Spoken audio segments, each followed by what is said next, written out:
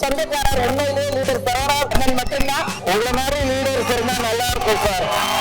நாடும் நல்லா இருக்கும், ஊரும் நல்லா இருக்கும். இந்த மனுஷனோட பப்ளிசிட்டி இப்படி பண்றாரு. அதாவது சிட்டினா சிட்டியை கலர் பண்ணிடுற சந்தோஷத்துல பெரிய சந்தோஷமே அடுத்தவங்களை சந்தோஷப்படுத்தி பாக்குறதா. அத வாழ்க்கையில வாழ்ந்துட்டு நம்ம லெஜண்ட் சரவணன் அவர்கள். தமிழ் சினிமாக்கு ஒரு பெரிய ஒரு ஹீரோ வந்தாச்சு. கடவுள் எந்த உதவியும் நேரடியா செய்யறதில்லை. எல்லா நாளும் நல்ல மனிதர்கள் மூலமா தான் நடக்கும். நாம அவங்களதான் நம்பணும். நீங்க என்ன நம்புங்க.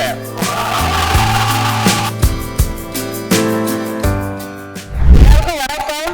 இந்த லீடர் அப்படிங்கிற ஒரு வார்த்தை யாருக்கு பொருந்தும் அப்படின்னா, எப்பவுமே தன்னை மட்டுமே பெருமைப்படுத்தாமல் தன் கூட இருக்கிற எல்லாரையுமே அவர்களுடைய பெருமையை பெருமைப்படுத்தக்கூடிய மனிதர்கள் நாங்க பார்க்கிற இடங்களும் ரொம்ப கம்மியா இருப்பாங்க. நாங்க எப்ப கடைக்கு போனாலும் சார் எங்களை கூப்பிட்டு உட்கார வச்சு சொல்ற ஒரே வார்த்தை, நிறைய நல்லா பண்ணுங்க, நிறைய படங்கள் பண்ணுங்க, நிறைய மேடைகள்ல உங்களை பார்க்கிறேன்னு ஒவ்வொரு முறையும் அந்த ஊக்கப்படுத்துற விதம் கிடைக்கிற வாலி சொன்ன மாதிரி, ஊக்கப்படுத்தினால் ஊக்குவிப்பவன் கூட ஒரு நாள் தேக்க வைப்பான்னு சொல்லுவாங்க. நிறைய கலைஞர்களை ஊக்கப்படுத்திக்கிட்டே இருக்கிற மனிதர். நான் பார்த்த விஷயம், நம்ம பார்த்த விஷயம், சரவணாஸ்டர் போயிட்டோம் அப்படின்னா எங்களை தாண்டி அங்க பர்ச்சேஸ் பண்ணி முடிச்சுட்டு சாப்பிடுறதுக்காகவே கடைக்கு வர்றவங்க நிறைய பேர் இருக்காங்க. உணவு மிக குறைந்த விலையில கொடுக்கக்கூடிய ஒரு மனிதர் அவரு. அவங்க ஊர்ல தான் நாங்க ஷூட்டிங் போறோம். அவர் ஏன் லீடர்னு சொல்றேன்னா, சாரோட ஊர்ல நடிக்கிறவங்களுக்கு சாப்பாடு உண்டு, இருக்கிற கூட இருக்கிறவங்களுக்கு உணவு உண்டு. ஆனா அந்த ஊருக்கே உணவு உண்டு அப்படின்னா அந்த ஒட்டுமொத்த ஷூட்டிங் டேட்லயும் ஷூட்டிங் ஆரம்பிச்சதுல இருந்து முடிக்க வரைக்கும் யார் வேணாலும் சாப்பிடலாம்னு சொன்னாங்கல்ல, அள்ளி அள்ளி கொடுத்த கைக்கு சொந்தக்காரர் உண்மையிலேயே லீடர் சரவணன் மட்டும்தான். லெஜண்ட் சரவணன் சார், உங்களை பத்தி நான் என்ன சொல்றது, எல்லாருக்குமே தெரியும் நீங்க எவ்வளவு நல்ல மனுஷன். நான் அதை பர்சனலா நான் எக்ஸ்பீரியன்ஸ் பண்ணினேன். அதாவது ஓப்பனா சொல்ல போனோம்னா, படங்களே இல்லாத நேரத்துல எனக்கு இந்த படம் வந்துச்சு. இது ஷார்ட் அண்ட் ஸ்வீட் ரோலா இருந்தா கூட it was a wonderful experience எனக்கு. எஸ்பெஷலி நான் முன்னாடி தரிசந்தில் சாரோட எல்லா படங்களும் பார்த்திருக்கேன். பட்டாசு எஸ்பெஷலி என்னோட ஃபேவரட் படம், ரொம்ப பிடிச்ச படம். ஏன்னா அது வரைக்கும் அடிமுறைங்கிறது என்னன்னு எனக்கு தெரியாது. நான் மார்ஷல் ஆர்டிஸ்ட் இருந்தா கூட எனக்கு தெரியாது. அதை கற்றுக் கொடுத்தது அவர் தான். இப்போ திருப்பி திருப்பி பார்க்குற ஒரு படம் அது. ஸோ இந்த படம் வந்த போது அவரோட டைரக்ஷன் எனக்கு ரொம்ப சந்தோஷமா இருந்தது. அண்ட் லெஜண்ட் சரவணன் சாரை பத்தி நான் என்ன சொல்லணும் அப்படின்னா, one of the best producers நான் சொல்லலாம். பெய்டு பிக்னிக் இந்த படம் எனக்கு இருந்தது. ஓகே, ஜாலியாக நான் ஜெய்ப்பூர் சுத்தி பார்த்தேன் சந்தோஷமா. செம்ம சாப்பாடு, செம்ம ட்ரீட்மெண்ட், என்ன ராணி மாதிரி பார்த்துட்டாங்க.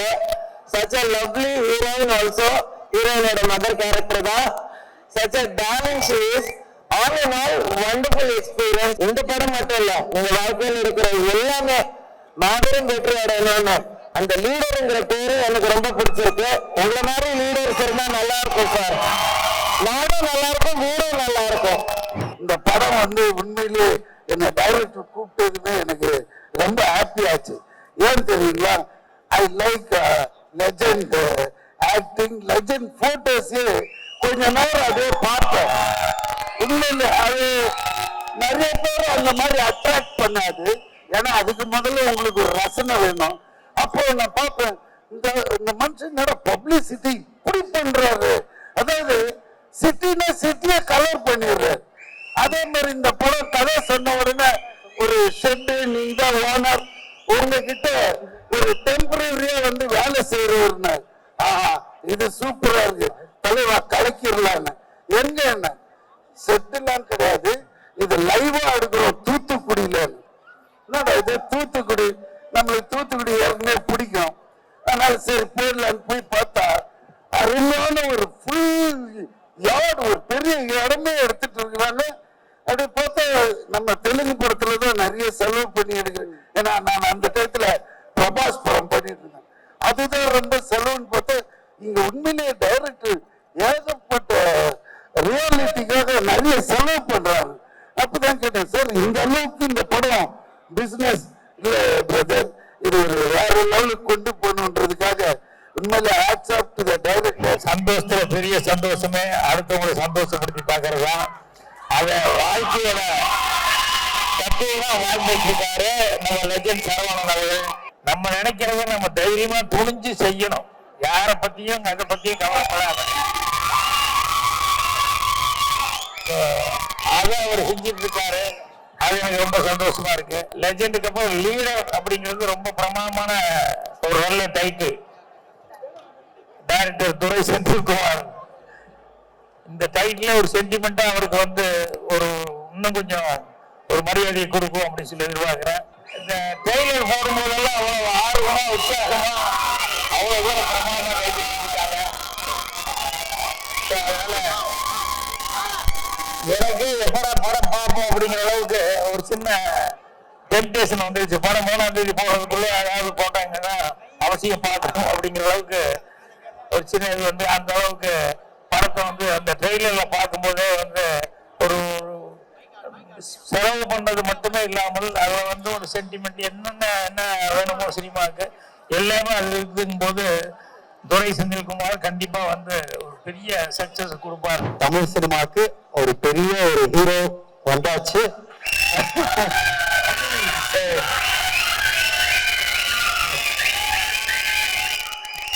கண்டிப்பா இந்த நான் படம் பார்த்துட்டு டைரக்டர் கால் பண்ணிட்டு ஏங்க இந்த படம்க்கு அப்புறம் நீங்க ஒரு இடத்துக்கு போவீங்க. ஐ திங்க் லெஜண்ட் சாரும் வேற லெவல் அண்ட் லாங்குவேஜஸோட லாங்குவேஜஸ்லாம் சேர்த்து மல்டிலிங்குவலா ரீச் ஆவாரு அப்படின்னு சொன்னேன். அது கண்டிப்பா நடக்கும் நம்புறேன். லெஜண்ட் சார் பத்தி சொல்லணும்னா ஒரு உதாரணம் சொல்றேன். நான் ரீசெண்டா ஒரு அவார்ட் ஃபங்க்ஷன் போயிட்டு இருந்தேன். அதுக்கப்புறம் ஒரு படப்போட்டிக்கு போனேன். ஒரு இடத்துல 2 இடத்துல சொல்ற விஷயம் சும்மா கிடையாது. யாரா ஏதாவது சொல்லிட்டு போகலாம். பட் அவர் வந்து தூத்துக்குடிக்காரர். அவர் வந்து கேபிங் பிசினஸ் பண்ணிட்டு இருக்காரு. ஸோ நான் நார்மலா பேசிட்டு இருக்கும்போது சார் அடுத்த படம் என்ன பண்றீங்க எல்லாம் கேட்டுட்டு இருந்தாரு. நான் சொன்னேன் இது மாதிரி லெஜண்ட் சரவணா சார் படம் பண்ணிட்டு இருக்கேன். ஸோ அதுல வந்து நான் ஆன்டி எல்லாம் வில்லன் ரோல் பண்ணியிருக்கேன் அப்படின்னோடனே சார் ரொம்ப நல்ல மனுஷன் சார். இன்னைக்கு நான் இந்த ஊர்ல சாப்பிட்றேன்னா நான் கேப்ல தான் தங்கி இருக்கேன். எனக்கு வீடெல்லாம் கிடையாது. என் ஃபேமிலிலாம் ஊர்ல தான் இருக்கு. எனக்கு சாப்பாடு போறது சரவணா ஸ்டோர்ல தான். நாங்க மட்டும் இல்லை, எங்க ஊர் ஆளுங்க யார் வேணாலும் போய் சாப்பிடலாம், எப்போ வேணாலும் போய் சாப்பிடலாம் அப்படின்ற விஷயம் அவர் தான் இங்க கொண்டு வந்தாரு. இங்க மட்டும் இல்ல, எங்க ஊர்ல வந்து அவர் ஃபர்ஸ்ட் படமும் கோவிட் அப்போ வந்து ஒரு நார்மலா எல்லாருக்கும் சாப்பாடு கொடுக்கணும்னு ஆரம்பிச்ச விஷயம் இன்னி வரைக்கும் கண்டினியூ பண்ணி 200-300 பேருக்கு இன்னைக்குமே சாப்பாடு போட்டுட்டு இருக்காங்க அவங்க ஊர்ல. ஸோ அவரை பத்தி அவ்வளவு பெருமையா அவர் படத்துல ஆக்டரா வந்து நாங்க பார்த்திருக்கோம். நீங்க பார்க்க போறீங்க, அது secondary. But as a human உங்களை பத்தி நிறைய வேற ஆட்கள் மூலியமா தெரியும் போது பெரிய ரெஸ்பெக்ட் உங்களால. ஒன்னே பெரிய பெரிய பெரிய விஷயம். கருடன் படம் போய் பார்த்துட்டு வரும்போது என் ஃப்ரெண்ட்ஸ் கிட்ட சொன்னேன், நான் இந்த மாதிரி ஒரு டைரக்டரோட ஒர்க் பண்ணா நல்லா இருக்கும்டா, அவ்வளோ கிளாரிட்டி இருக்கு இந்த படத்துல, எல்லா கேரக்டர்ஸும் அவ்வளோ பியூட்டிஃபுல்லா ஹேண்டில் பண்ணியிருக்காரு, எல்லாருக்கும் அவ்வளோ முக்கியத்துவம் கொடுத்துருக்காரு அப்படி சொல்லி முடிச்சு ஒரு 4வது நாள் நம்ம நிக்கில் ஃபோன் பண்ணி துரை செந்தில் சார் உங்களை மீட் பண்ணணும்னு சொல்றாரு ஷாம் சார் அப்படின்னும் போது, ஏ சும்மா காமெடி பண்ணாதே நீ வேற, அது இல்லைங்க சீரியஸாவே மீட் பண்ணணும்னு சொல்றாரு, அடுத்த படத்துல உங்களுக்கு ஒரு ரோல் இருக்கு அப்படிங்கிற போது I was so excited. நானும் போய் பாக்குறேன். இல்ல டைரக்டரே வந்து மீட் பண்றேன்னு சொல்றாரு. அதே மாதிரி செந்தில் சார் வந்தாரு. வந்து பொதுவா பேசணும். அதுக்கப்புறம் கதை கிட்டலாம் நான் பெருசா கேட்டுக்கல. காரணம் என்னடான்னா இன்னும் is the most responsible director of Tamil இண்டஸ்ட்ரிங்கிறதுல எந்த டவுட்டும் இல்லை. ஏன்னா அவர் எடுத்திருக்க எல்லா படத்துலையும் நீங்க பாத்தீங்கன்னா கமர்ஷியல் வேல்யூஸ் இருக்கும், அதை மீறி ஒரு பியூட்டிஃபுல்லான ஒரு மெசேஜ் இருக்கும். சினிமா பிளாட்ஃபார்மை வந்து ஒரு தரமான ஒரு வேயா யூஸ் பண்ற ஒரு one of the directors in Tamil cinema is Durai Senthil sir. பொதுவா சொல்லுவாங்க a true leader is a person who creates more leaders than followers. அந்த வகையில நம்ம லெஜண்ட் சரவணன் சாரை சொல்லலாம். என் கதைக்கு என்ன தேவையோ அது மட்டும் தான் பண்ணுவாருன்னு உறுதியா சொல்ல முடியும். அந்த வகையில லீடர்ல எனக்கு ரோல் கொடுத்து என்னை நடிக்க வச்ச செந்தில் சாருக்கு ரொம்ப ரொம்ப நன்றி. ஃபைனலி லெஜண்ட் சார், இந்த படம் நான் வந்து ஒரு கோவிட் டைம்ல ஒரு 2-3 வருஷம் எல்லாருக்கும் ஒரு பிரச்சனை இருந்த டைம்ல எனக்கும் நான் ஒரு 6-7 ஸ்கிரிப்ட் ஒர்க் பண்ணேன். பட் ப்ராஜெக்டா அது கன்வெர்ட் ஆகிறதுல ஒரு இஷ்யூஸ் இருந்தது.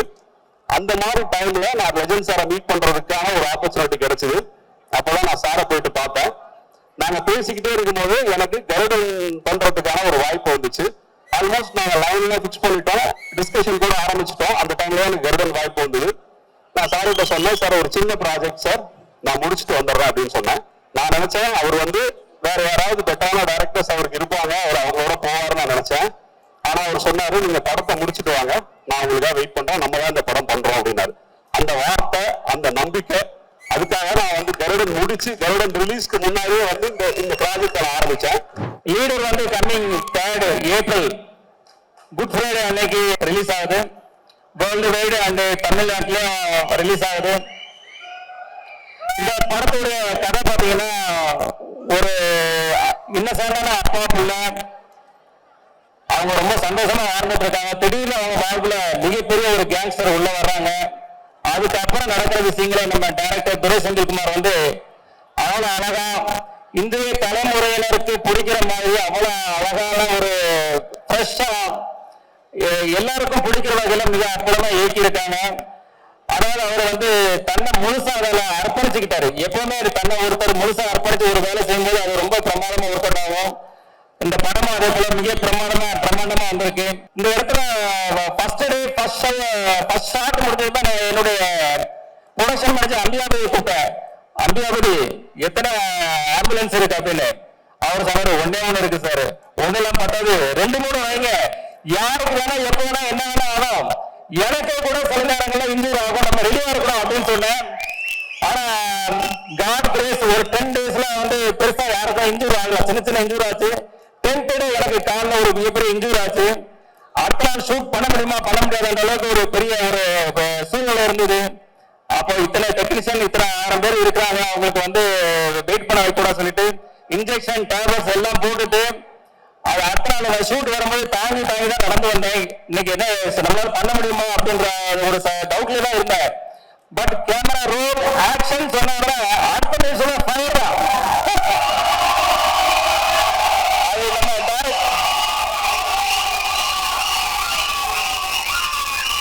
அது நம்ம டைரக்டர் சார் சொன்ன மாதிரி அந்த எனர்ஜி எங்க இருந்து வருது தெரியாது. அது காட் பிளஸிங், கடவுளுக்கு தான் நன்றி சொல்லலாம். கடவுள் எந்த உதவியும் நேரடியா செய்யறதில்லை. எல்லா நாளும் நல்ல மனிதர்கள் மூலமா தான் நடக்கும். நாம அவங்களதான் நம்பணும். நீங்க என்ன நம்புங்க.